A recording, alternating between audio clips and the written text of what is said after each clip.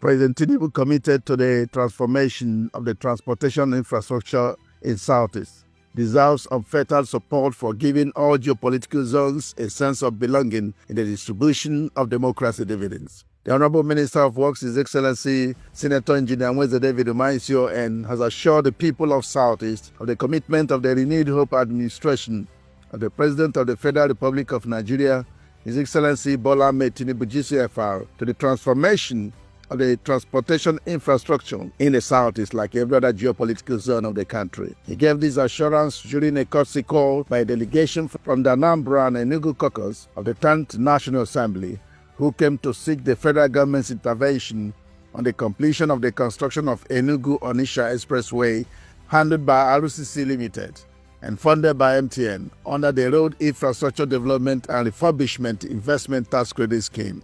The Honorable Minister, who expressed deep sympathy over the lives that have been lost along the uncompleted sections of Enugu-Onitsha Expressway, especially the recent incident of tanker explosion on the Ugwu-Onyema axis of the road that killed scores of people, stated that the people of Southeast have every reason to have implicit confidence on the ability and will of President Tinubu's administration to address the road infrastructure deficits in Southeast and other geopolitical zones of Nigeria, noting that under Mr. President, Southeast has been given a pride of place in the political landscape of Nigeria.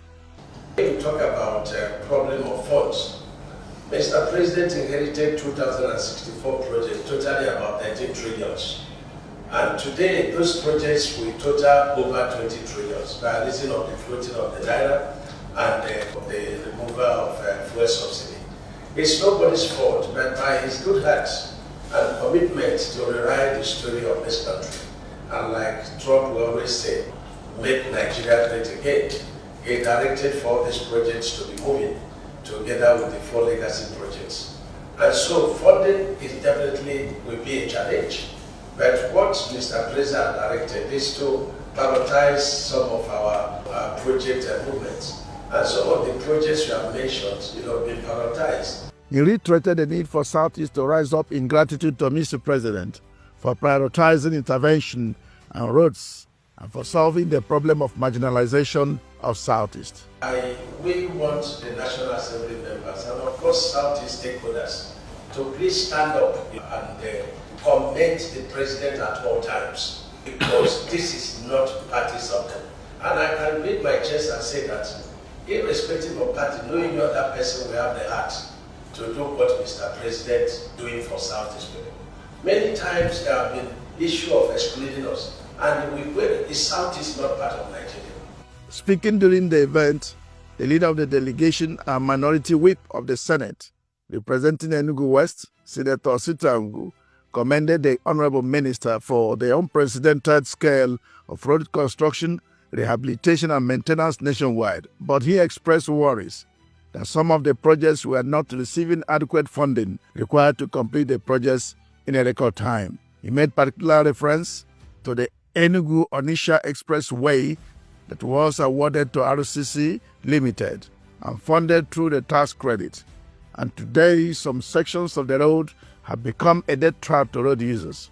He stated that the delegation was compelled by the recent tanker mishap on the Ugwu-Onyema axis of the road in Enugu State to make the visit to the Honorable Minister. He expressed the readiness of the federal lawmakers to offer necessary collaborations and cooperation that will help in tackling the challenges and bottlenecks faced by the ministry in ensuring the completion of the said road. We appreciate the President, but we are worried.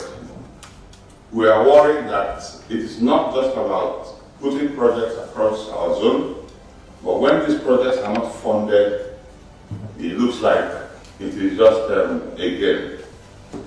We are worried that some of the projects that are in the Southeast are not receiving funds that can make it to progress, so that we can have benefits of such projects. And when it is not funded, it becomes a worry to us. As key to our visit today, while we also emphasize on all the roads in the Southeast, we are particular about the Enugu-Onitsha Dual Carriageway that was awarded some time ago and being funded through the federal government tax credit scheme through MTN.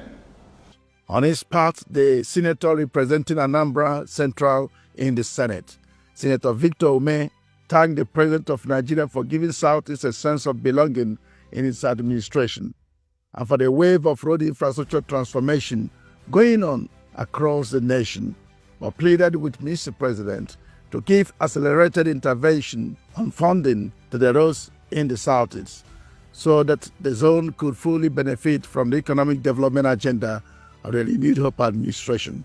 My brother and colleague, Senator Istanbul, in thanking the President for a worthy choice of a junior senator, Excellency Engineer David Mahi, to be the Minister of Works.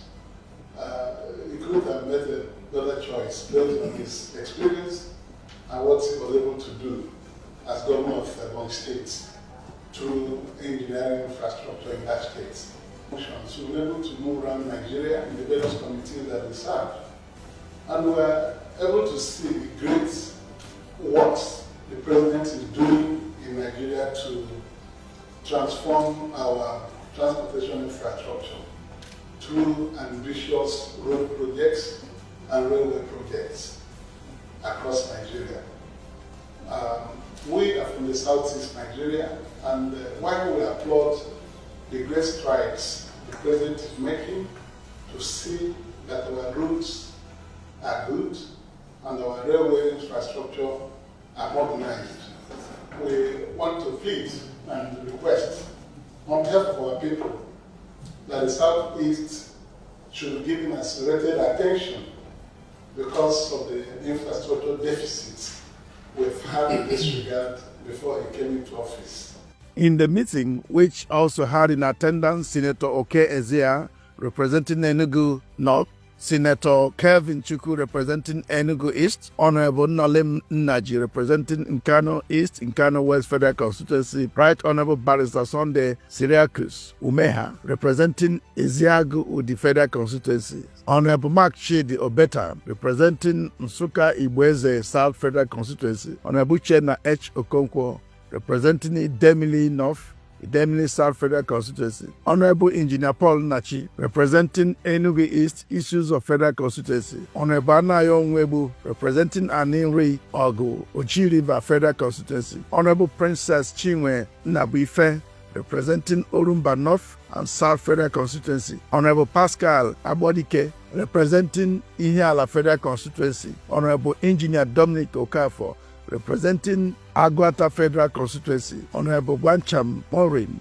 representing Oyi Ayemelum Federal Constituency, Honorable Professor Lillian Orobu representing Oka North and South Federal Constituency, the General Manager of MTN, Ikechukwu Chendu, the Manager of Federal Affairs, Ifeoma Nkata, MTN Community Liaison, Engineer Chris Okoye, Project Management, Obiaha Tike and Tochukwu, the Legal Advisor, MTN, the Legal Advisor, CJ Caleb and Simisola Ogala, and Federal Affairs, Halima Nura, as well as the key directors of the ministry, including the Director of Highways, Construction and Rehabilitation, Engineer C.A. Obuagu, the Director of Highways, Bridge and Design, Engineer B.U. Obiaha, and the Acting Director of Highways, Road and Design, Engineer M. Saidu. It was resolved, among other things, the Ministry of Works is going to write you to demand that you commit irrevocably to pay contractors on the project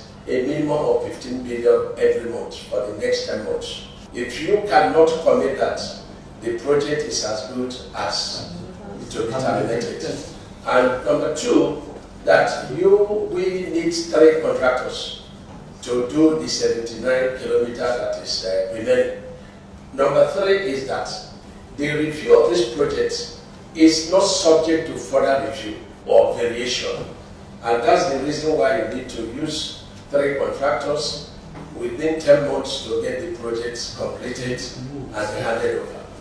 And that when we give you 7 days to respond to this, and that after 7 days we'll give you 14 days termination notice. And when we do that, and that the balance of 72 kilometers is being procured for proper award, and that if MTN is a contractor, please invite them to bid. The ministry staff, when you're inviting contractors, invite MTN as a contractor to also bid. That is not going to be on tax credits. And so the 7 days tax will count for tomorrow, and no more games on the project. And that's why I initiated that we should be covered properly. And then this will take a definite direction for all our projects on tax credits nationwide, and also other projects. I think we should be able to pin contractors and pin them on camera so that they stop the marketing, or so that the public will know that they don't have the capacity and ability and willingness to do the job. This was signed by Honorable Barrister Oji Uchenna Oji, Special Advisor Media to the Honorable Minister of Works.